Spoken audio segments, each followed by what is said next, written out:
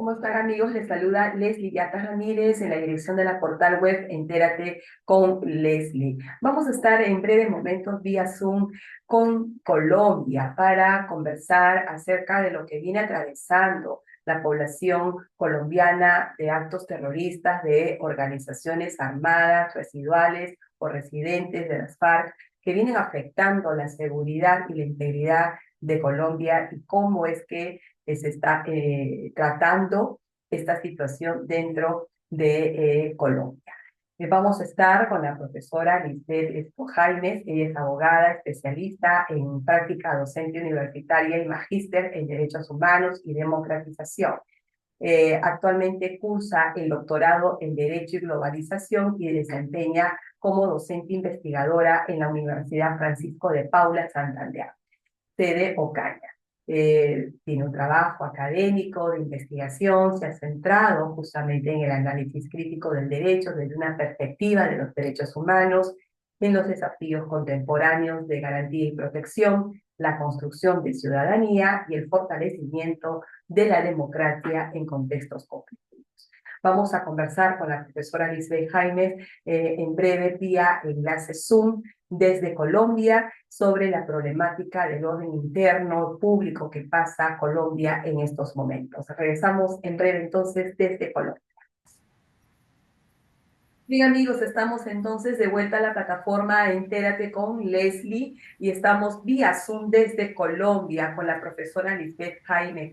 Ella es catedrática universitaria, ya la hemos presentado al inicio del programa y vamos a conversar con ella desde su perspectiva académica, investigadora y crítica, ¿no? Respecto a qué sucede en Colombia, ¿no? Con el orden público en Colombia, y para eso, Lisbeth, te damos la más cordial bienvenida. Gracias por aceptar nuestra invitación y vamos con nuestra primera pregunta. Los portales de los diarios de tu país y a nivel internacional hoy han reflejado un nuevo coche bomba, ¿no? Que ha afectado a la población civil. Entonces, en ese sentido, te pedimos que nos describas la conflictividad que atraviesa Colombia en estos momentos. Bueno, buenos días para todos y muchas gracias, Leslie, por tu invitación. Colombia tiene un conflicto armado de más de 6 décadas tratando de resolver. Es un conflicto armado que se viene dinamizando, teniendo en cuenta las circunstancias que se van presentando. Este conflicto surge, pues, primero con unos grupos guerrilleros, grupos de izquierda. Fueron grupos pues nacientes, que fue la FARC, las Fuerzas Revolucionarias de Colombia, luego el ELN, el EPL, el M-19 en su momento, y otros grupos pequeños que se han consolidado en ciertos territorios. A través del tiempo, pues cada gobierno ha tratado de resolver el conflicto a través de acuerdos de paz que yo podría decir que han sido en parte como un componente de lo que actualmente está viviendo Colombia, porque han sido acuerdos de paz que no han solucionado el conflicto y que por ende lo que tenemos actualmente son muchos grupos disidentes de los acuerdos de paz. Entonces, si nosotros hablamos en su momento, cuando hizo acuerdos de paz con el EPL en los 90, quedó un grupo disidente del EPL, que actualmente es conocido como una banda criminal de los Pelusos. Cuando se hizo el acuerdo de paz en el 2005 con las autodefensas, pues quedaron grupos disidentes y se crean también bandas criminales de las autodefensas. Después hacemos un acuerdo de paz con la FARC y se establecen dos grupos disidentes, el Frente 33 y lo que se llama como un grupo de la Marquetal. Entonces se crean disidencias de estos grupos que son componentes armados de las organizaciones que existían antes y que siguen armados en el conflicto y que siguen llevando a cabo operaciones militares en las zonas. Actualmente, pues nosotros tenemos disidencias de la FARC, tenemos parte de disidencias del EPL, tenemos disidencias, no podemos decir como disidencias, sino bandas criminales de las autodefensas, y tenemos un grupo con el que nunca hemos llegado a una negociación, que es el ELN. Entonces eso es lo que tiene en este momento el conflicto armado colombiano, más organizaciones transnacionales de tráfico de sustancias alucinógenas. Lisbeth, justamente describiendo este panorama, quiero centrarme en lo que tú bien has ponderadamente nos has hecho esta descripción de los hechos que pasan en Colombia. El acuerdo de paz con las FARC. Recordamos que este acuerdo fue sometido a un plebiscito y el plebiscito le dijo que no, no a Colombia. Le dijo que no, estaba de acuerdo, sobre todo porque los que emprendemos la bandera del derecho internacional de los derechos humanos. Entonces, buscamos justicia para para las víctimas de violaciones graves de derechos humanos. Y en ese sentido, el acuerdo de las FARC, pues no ha dado notables avances porque no vemos un solo miembro de las FARC procesado, investigado, condenado por graves violaciones a los derechos humanos. Por otro lado, vemos también una negociación de curules en el Parlamento, es decir, se ha transformado mediante un acuerdo de paz, ¿no? A un grupo armado, no estatal, a un grupo armado en un partido político con pase libre al Parlamento.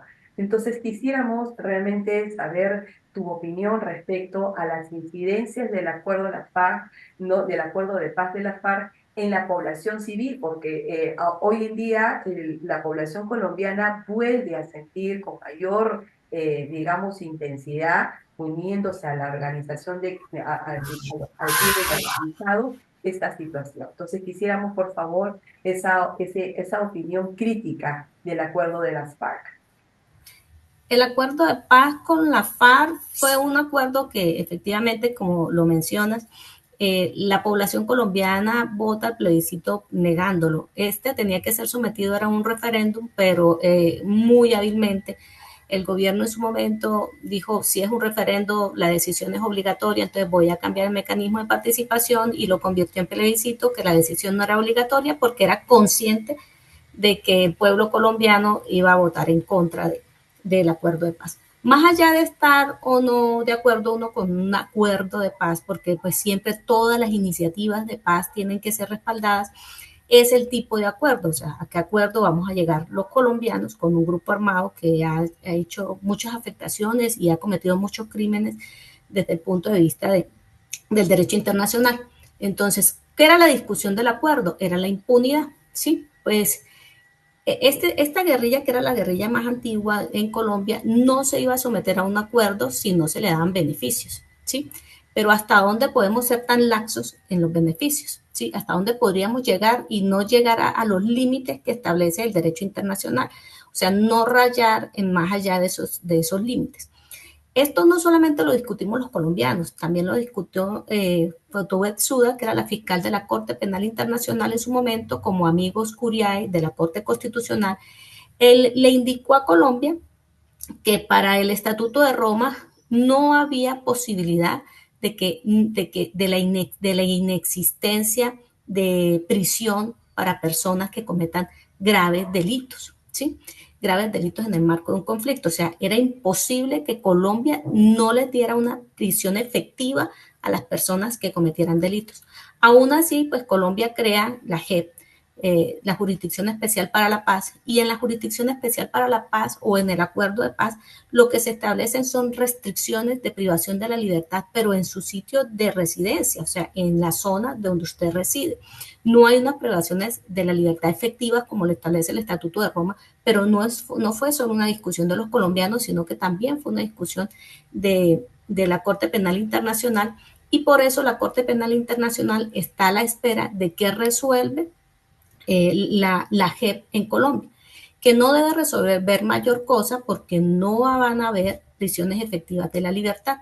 Recordemos que la Corte Penal Internacional establece prisión efectiva de la libertad a perpetuidad y 30 años de prisión cuando son crímenes graves en contra de la humanidad. Entonces, nosotros no vamos a tener este tipo de restricción de la libertad efectiva de miembros de grupos armados y sobre todo con el acuerdo de paz con la FARC. Entonces, no vamos a tener este tipo de prisión, esperar qué concluye o qué informe presenta la Corte Penal Internacional frente a lo que Colombia hizo. Pero esto es A mí me parece que esto es darle largas a la situación que viene presentando Colombia porque se pudo haber resuelto desde un inicio con un acuerdo de paz más justo para las víctimas. Sí, y justamente ver esto, resulta muy contradictorio el acuerdo de paz con las FARC, incluso desde la propia comunidad internacional llama la atención que justamente las propias organizaciones internacionales, Naciones Unidas, la OEA, ¿no? En su momento países como Estados Unidos, ¿no? Europa, se hayan concentrado y hayan sido como garantes o testigos para la firma del acuerdo de las FARC cuando desde la comunidad internacional se propala una obligación principal que tienen los estados, que es de investigar, ¿no? Violaciones a los derechos humanos, procesar a los responsables, condenarlos y reparar a la víctima. ¿Qué te parece esto? ¿Es un lenguaje, es un doble discurso? Es un lenguaje realmente comunicacional completamente adverso a lo que propugna la propia comunidad internacional, ¿no? Entonces llama mucho la atención que la propia comunidad internacional se haya prestado para la suscripción de un acuerdo que está solapando impunidad. Yo soy muy directa, perdóname, Lisette, pero digamos, en la plataforma Entérate con Leslie tratamos de explicarle a las personas que nos siguen, que nos ven, por qué se hace un acuerdo de esta naturaleza y cómo es que la comunidad internacional se presta en su momento para esto. Es más, no propugna la imprescriptibilidad de los delitos de lesa humanidad y crímenes de guerra. Entonces, ¿cómo quedamos, dice, en esta circunstancia frente a la comunidad internacional? Sí, más allá que sea un doble discurso, yo creo que es un discurso de confianza. O sea, confían en el acuerdo que se está sosteniendo entre el gobierno y un grupo armado. Eh, Gobernar los países no es sencillo y si hay un gobierno internacional, digámoslo así, porque nosotros tenemos que ver que la globalización está dirigiendo a un gobierno internacional, entonces ver a Colombia desde el exterior es sencillo, ¿sí? Ya cuando llegamos acá y nosotros somos los que conocemos nuestras dificultades, por eso yo estoy muy de acuerdo con y trato de enseñar mucho la autodeterminación de los pueblos. Nosotros somos los que decidimos cómo debemos gobernando y cómo debemos conducir nuestras acciones políticas y nuestras acciones jurídicas. Entonces, más allá de que haya un doble discurso, porque es que en algún momento la comunidad internacional y todas estas organizaciones internacionales van a poner el foco en Colombia. O sea, van a decir definitivamente en Colombia fue impune, fue un acuerdo de paz con completa impunidad. Entonces van ahora sí a venir a decir, entonces toca iniciar acciones tendientes a la justicia para poder garantizarles el acceso a la verdad, a la justicia y la reparación de las víctimas. Pero entonces es como unas acciones más bien de confianza, o sea, confiemos en la paz, tratemos de que sí se dé la paz en Colombia, se confiaron yo creo que en exceso, se confiaron en exceso y estos son los resultados, porque cuando nosotros hacemos un análisis del conflicto armado en Colombia, nosotros decimos, lo que está sucediendo actualmente en Colombia es un resultado de todas las acciones por intentar la paz, que son acciones que han sido, vamos, no voy a quisiera utilizar el término fallido, pero yo creo que no tanto como fallidas, sino equivocadas. En algunos componentes se han equivocado, entonces por eso el conflicto va cambiando y se va dinamizando de la manera como lo estamos viendo ahora. Nosotros vemos que, por ejemplo, los patrones de violencia son similares. Nosotros decimos masacres, atentados contra la policía, homicidios selectivos, desplazamientos forzados. Los patrones de violencia son similares. Lo que pasa es que la violencia tiene como picos. Entonces nosotros tenemos momentos de mayor intensidad de violencia y menor intensidad. Pero en estos últimos años, pues, y sobre todo en estos últimos meses, de enero para acá, nosotros vemos un equilibrio en la violencia. Nos estamos quedando en el pico de la violencia y está estando estable.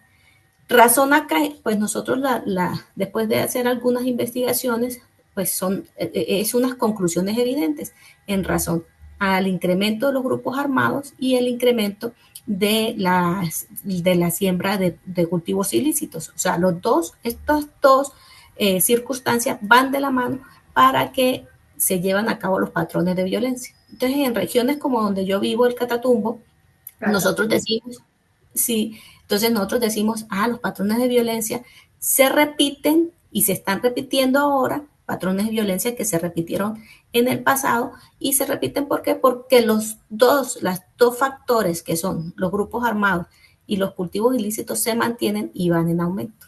Ujú. No, a ver, quisiera entender, Lisbeth, con relación al pico de violencia, o sea, se queda en un pico ahorita de intensidad, ¿no? Sí, de De intensidad. intensidad. Entonces, no desacelera, está en un pico de intensidad ahorita y se mantiene en Sí, el nivel de intensidad por el incremento de estos grupos residentes armados, ¿no? Pero también, ¿cómo es la perspectiva del impacto? Vamos a hablar ya para finalizar la entrevista, dos preguntas finales. ¿Cómo en este conflicto el sentir de la población, ¿no? ¿Cómo ves tú la misma población que no ha tenido justicia, ¿no? Que ha perdido a gente en el conflicto, a sus parientes, a sus hijos, a sus padres, a sus abuelos, les han quitado sus casas, sus territorios, sus terrenos, entre otros. Entonces, ¿cómo queda, cómo está la población colombiana frente a esta situación de conflictividad? Porque yo reflexiono, Lisbeth, junto contigo, y digo, ¿cómo puedo decir paz si es que no tengo justicia? ¿No? sí. Entonces, ese es el punto. Yo creo que ahora la comunidad internacional, y esa es mi perspectiva individual, por supuesto, creo que debería estar haciéndose una mea culpa con relación a haber valorado, ¿no? Y suscrito, como tú bien dices, han pecado por excesos de confianza, ¿no? Entonces, y es realmente ponerlo en palabras sencillas, ¿no? Porque a la comunidad trabaja muchos años la obligatoriedad internacional de los estados de investigar, ¿no? Violaciones a los derechos humanos y que esto no quede impunes. Entonces, ahí me parece que la comunidad internacional no solo se confió en exceso, sino que probablemente haría solapable, ¿no? Este tipo de situaciones en un acuerdo de paz. Esa mea culpa ahora la comunidad internacional tiene que reflexionar por lo que le está sucediendo a Colombia, ¿no? Como producto de este acuerdo equivocado en parte. Vamos a utilizar tus terminologías, Lisbeth. ¿Cuál es el impacto que en estos momentos siente la población con relación, ¿no? a lo que vive en Colombia? Dice, bueno, ¿de qué paz? Seguramente se preguntará. ¿Me puede decir si nosotros vivimos una intensidad de conflicto ahora? Sí, nosotros tenemos lo que llaman, lo que es teóricamente conocido como fatiga moral. La fatiga moral es que ya no da igual lo que suceda frente a los hechos violentos. Entonces justificamos los hechos violentos si no es de una persona cercana. Entonces es un homicidio selectivo, entonces algo estaría haciendo. Hoy conocemos un muerto, mañana otro, entonces todos los días tenemos a alguien de qué hablar, pero ya o sea, ya tenemos fatiga moral. Nosotros estamos cansados, entonces tampoco es que los colombianos tomemos las banderas para exigir unos procesos de paz reales o unos procesos de paz acertados.